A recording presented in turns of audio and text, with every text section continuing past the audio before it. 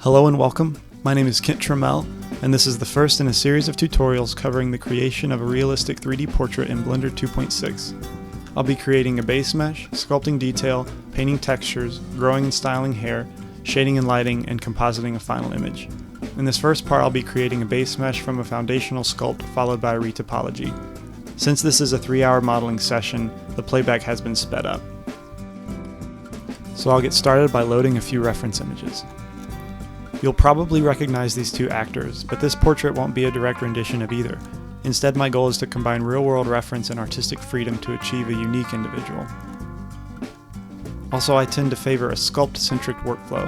I find that it allows me to quickly rough out a shape and form without having to worry about traditional box modeling, which I find clumsy. Here the head will start as a subdivided cube with a section at the bottom extruded for the neck.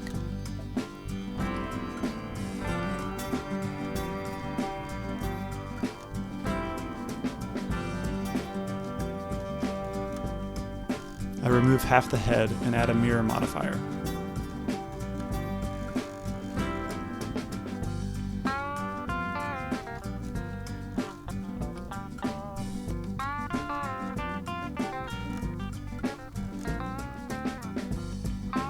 The next step is to add a little resolution to the mouth, nose, and eye area in preparation for sculpting.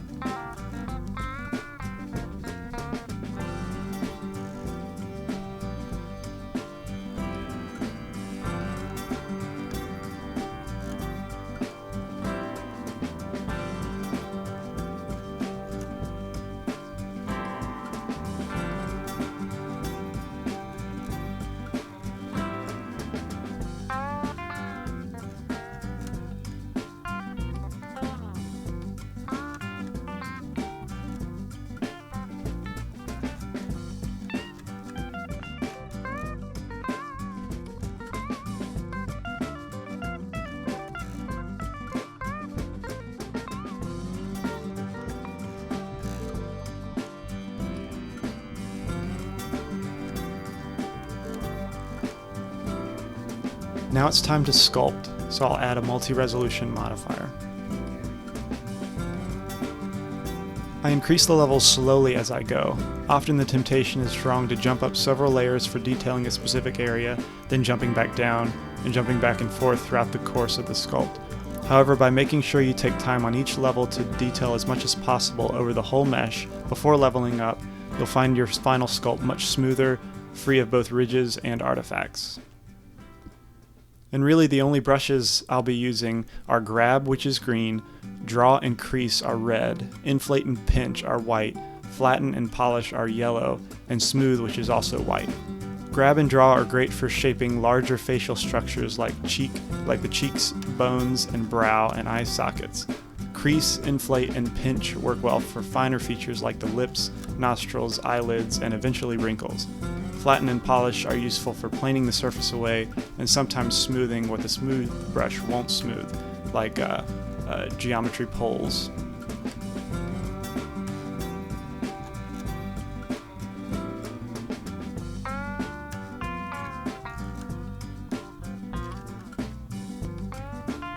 So here I'm trying to get an idea for the overall structure of the face.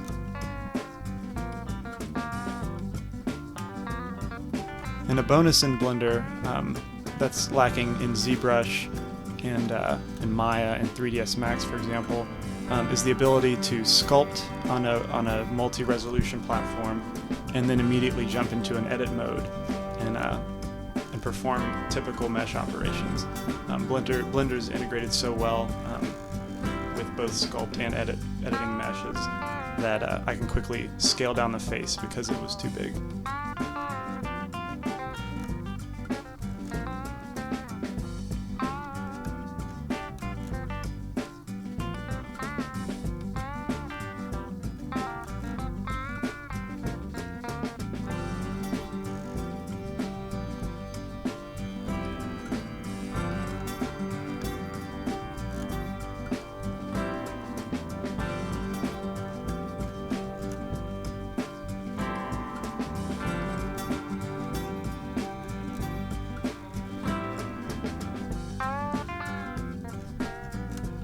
In these first stages, it's important to be very free and orbit around the mesh frequently to address all areas of the face.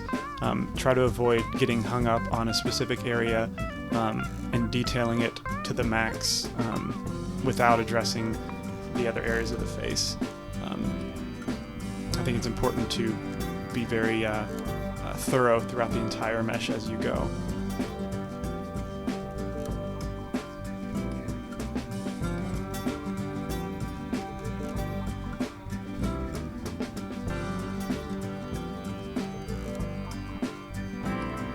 With this foundational sculpt, I'll be sculpting eyeballs in the mesh itself, and that's just a temporary measure to get a basic shape for the eyelids to follow. But in the following retopology, that will be cleaned up and we'll add spheres to take the place of the eyeballs.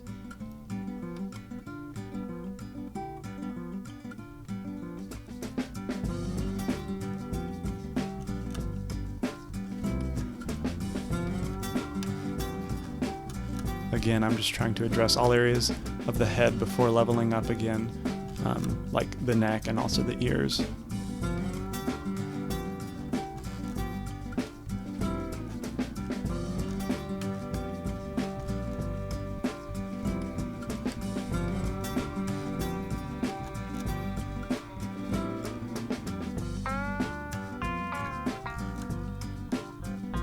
It's unfortunate that this is so fast, but I have the screencast keys add-on working, and hopefully you can catch the hotkeys that I'm hitting in the bottom left-hand corner of the 3D view.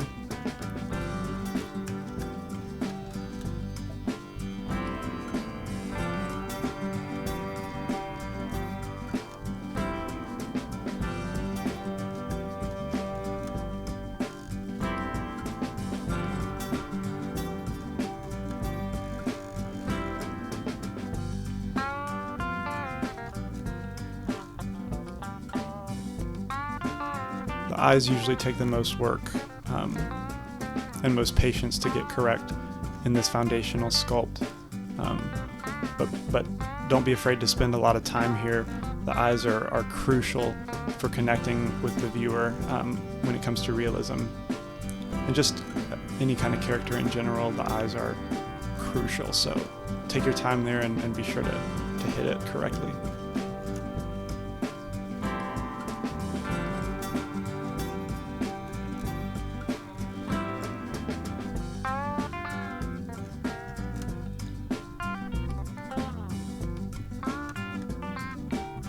As I progress through the foundational sculpt, keep in mind that this is just to give me a surface to retopologize later. My goal is not to make every crease perfect or finely detailed, but instead to guide the following retopology trace. The eye area typically looks a lot sloppier in this initial sculpt, but will be clean in the base mesh again.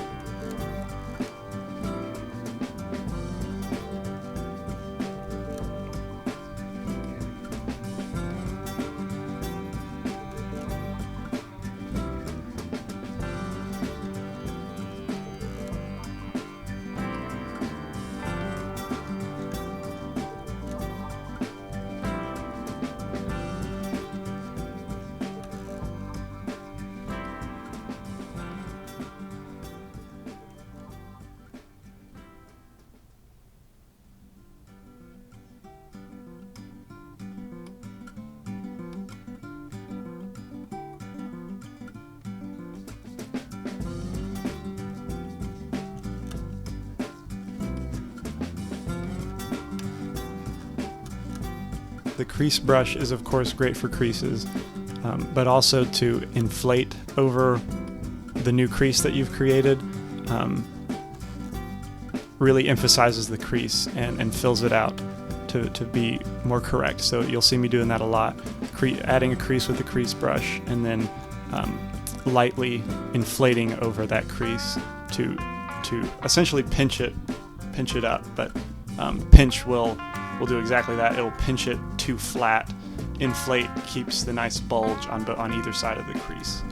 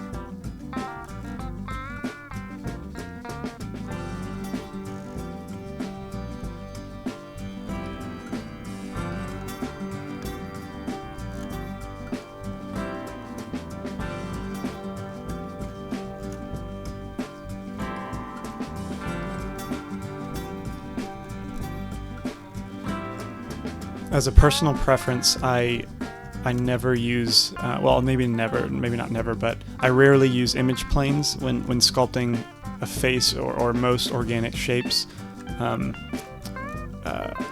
I've found that when I did that in the past, my heads and my bodies ended up feeling flat and boxy, even though it looked perfect from the front ortho or it looked perfect from the side.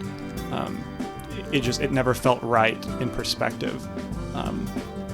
So you'll see that I don't use image planes here. I would suggest to get in touch with your artistic side and orbit around a lot as if this were clay, and just with practice you'll start to develop an eye for the perspective, because also when finding people's faces, you're never going to find an orthographic view of a face that's I mean, orthographic in itself is a hypothetical view. It's not a real camera angle. So I would suggest using orthographic as little as possible.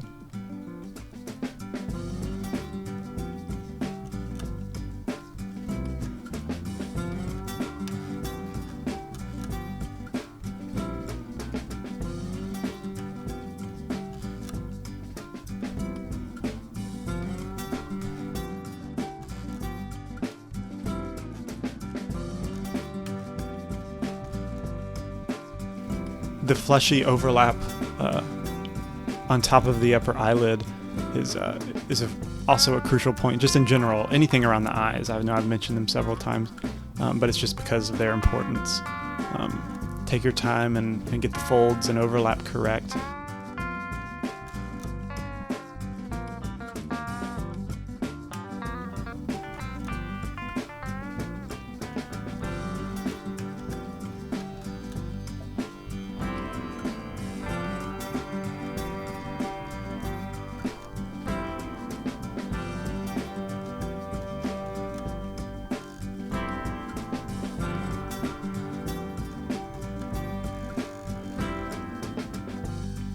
I'm starting to round third base on the sculpt and adding slightly finer details like a butt chin and a collarbone. So I'm close enough to call this finished, and I'm going to turn the preview setting in the multi-resolution modifier. I'm going to turn that up to 5 because I'm going to start my retopology, and I want to be retopologizing on the highest level. So I'm just going to readjust the scale and position of my head, just I guess to fit how I want it on the grid. And so now I've started the retopology, and right now I'm loading reference.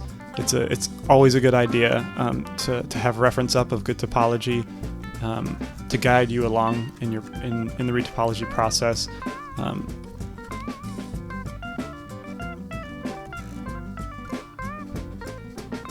So yeah, here I've started with a plane. I delete one vert, and this is just a preference thing, but this leaves me 3 verts to now place any way I want to. Also in the settings for retopology is to click the magnet, which is the snap icon in the header of the 3D view, and to turn it to face mode. And that way, whenever you drag any edges or verts or faces along another surface, it will stick.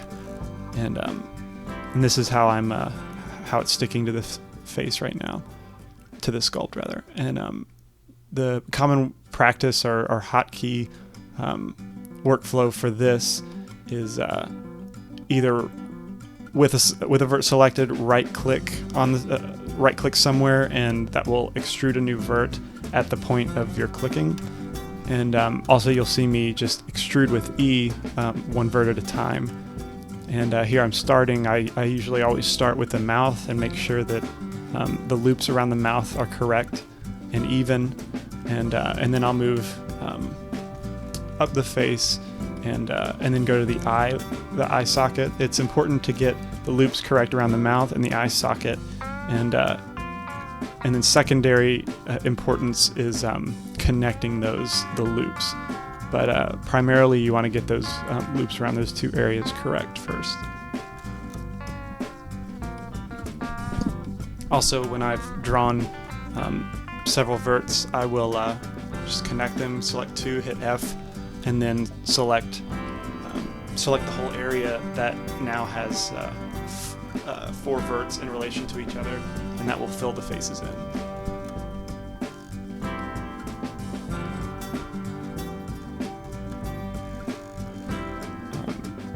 It kind of occurred to me later after I'd started the Retopology, but with this website, hippiedrome.com has two great images for referencing good edge flow on the face, and I would suggest that you find those and save them.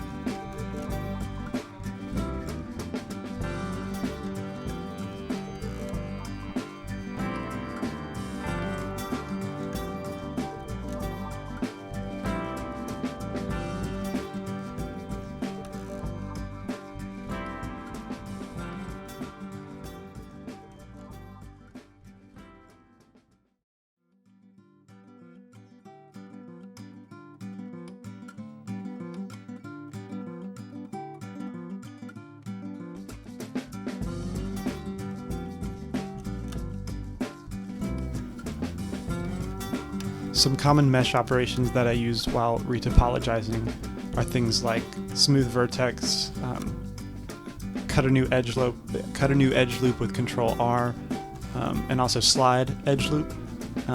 These are so handy to have when retopologizing, but when you use them, they don't snap to the surface, even with snapping on. So any area that I use any of those operations, keep in mind that you'll need to select them and then hit G right click, or I guess I have my hotkeys different, so G left click will snap those to the surface and not be hovering above it.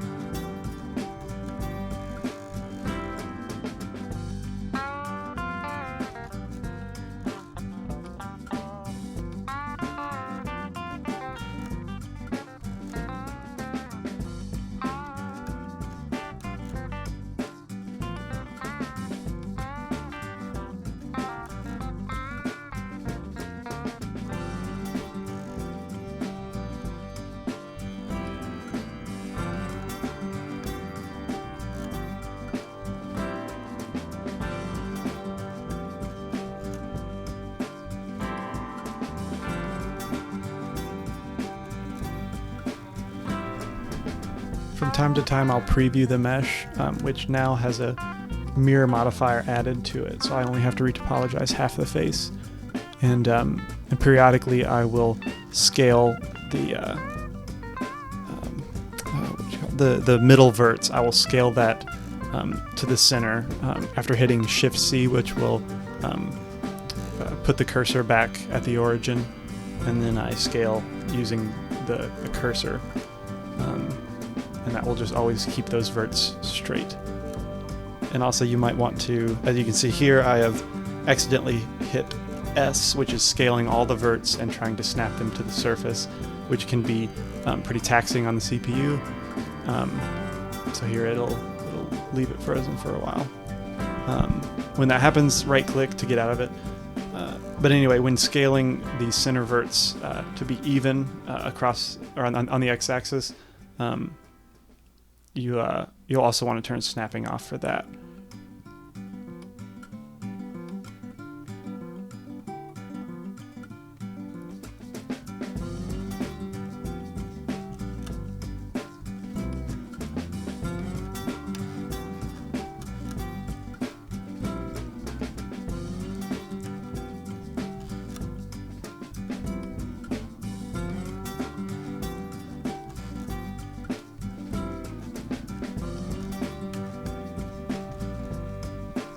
I won't be rigging this mesh for this tutorial series, but I am retopologizing this as if it were to be rigged. So I'm not saying that my topology is perfect, but it should work well for a riggable mesh.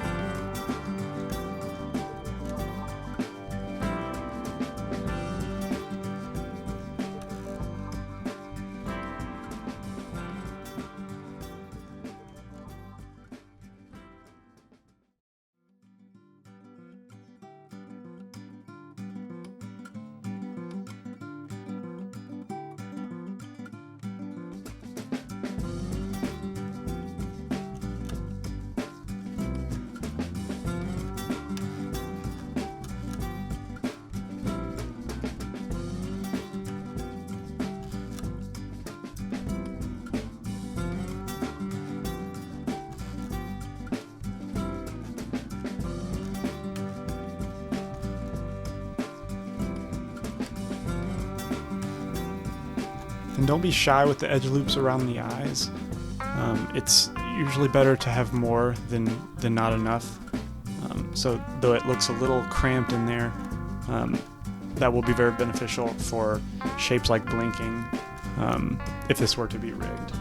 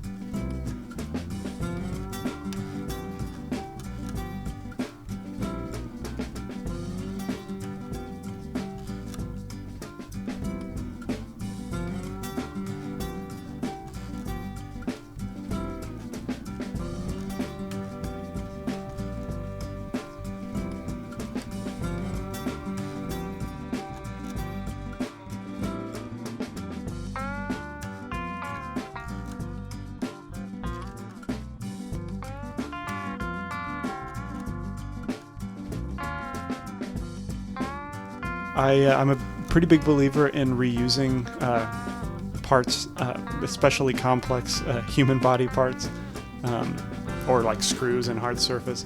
So I imported an ear from a mesh I did a while back that I use in almost all of my human heads. I also do the same thing for hands and for feet, but there's nothing wrong with reusing geometry you've already created, but it is my geometry. I'm not stealing someone else's ear. But that's what I did. That's why all of a sudden there's an ear there.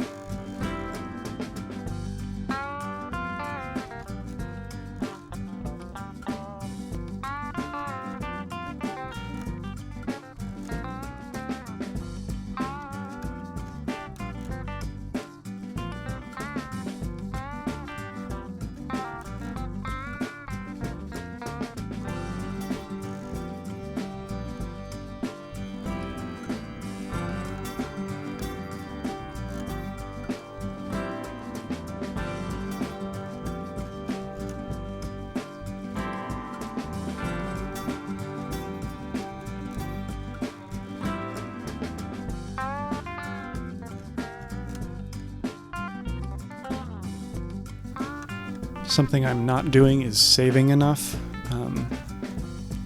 If you've spent any time in CG, you know how heartbreaking it is for your program to crash and you lose hours of work. So I am not doing that right now. Be sure to save often when you're working.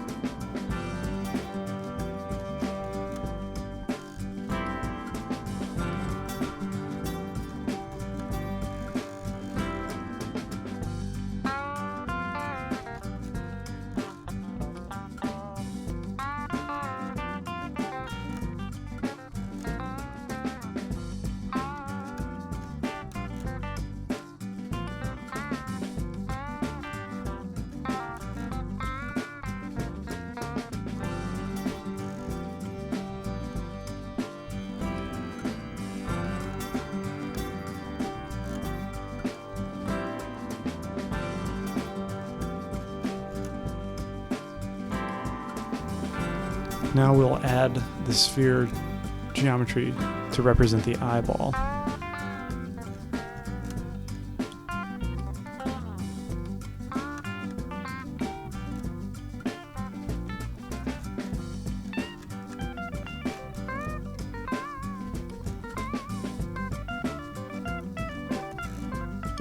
It's important to not have the iris or the center of the sphere, the pole of the sphere, pointing straight ahead in Y.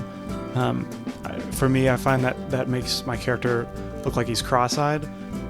So I will rotate it in the Z-axis slightly towards the outside. And this is, again, an eyeballing thing. You need to match your reference. However, you need to rotate or fit that eyeball in. But this is usually this is not a science for me.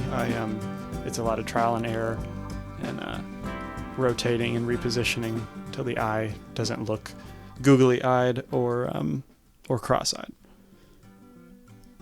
And it helps to assign an iris color proxy and a dark pupil material to the geometry to help out with the positioning. But once you've committed, then you can start moving your eyelid to match the shape of that sphere. But it helps to just look up either a skull or an anatomical drawing of a skull to see how big the eye socket is, because the eyeball is much bigger than the portion that you actually see out between the lids.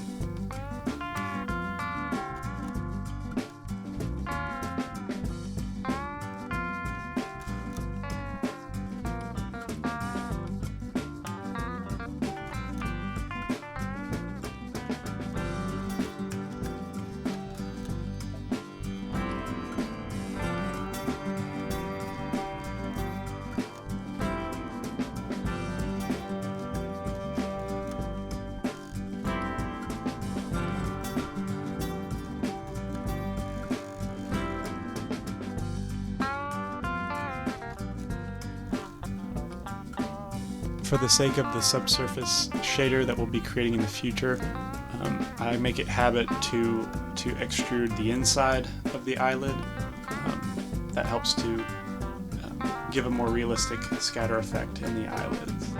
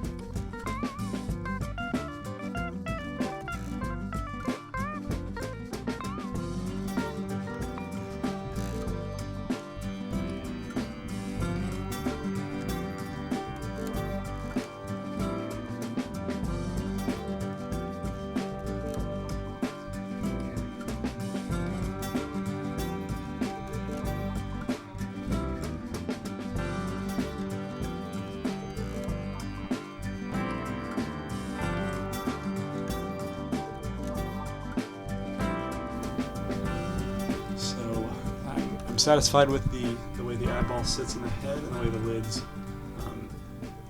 lay on the eyeball now. So, and I'm just checking over the head as a whole to see any inconsistencies or lumpiness that I can smooth out.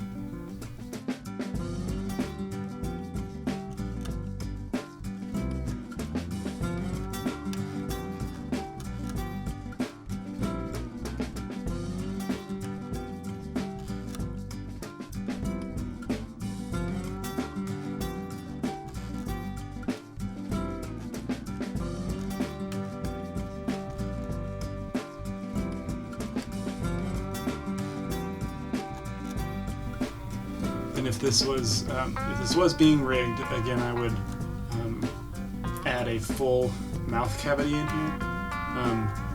But since this is, we're not ever going to see in the character's mouth, I'm just extruding a little bit into the mouth to recreate the backside of the lips, and this will also help in subsurface effect on the lips, and just to represent that these are two opposing fleshes meeting and sitting on top of each other, resting against each other rather, that it's not just a crease cut into the mesh.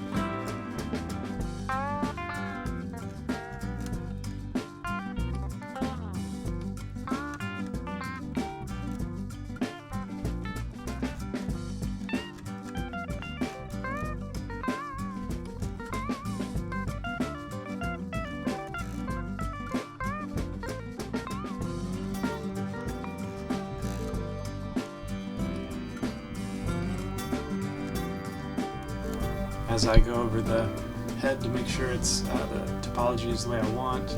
Don't be afraid to add more loops. Here I'm adding more definition to the laugh line.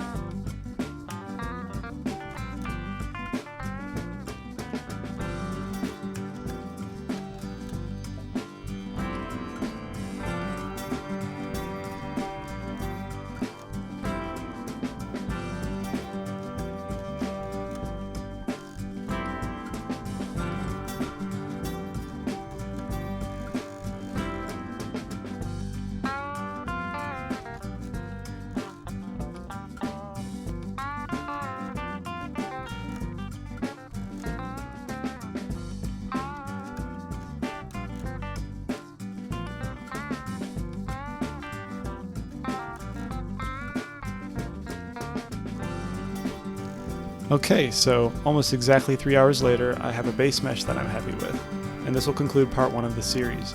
Next I'll be sculpting the high frequency detail. I hope this was helpful. Thank you for watching.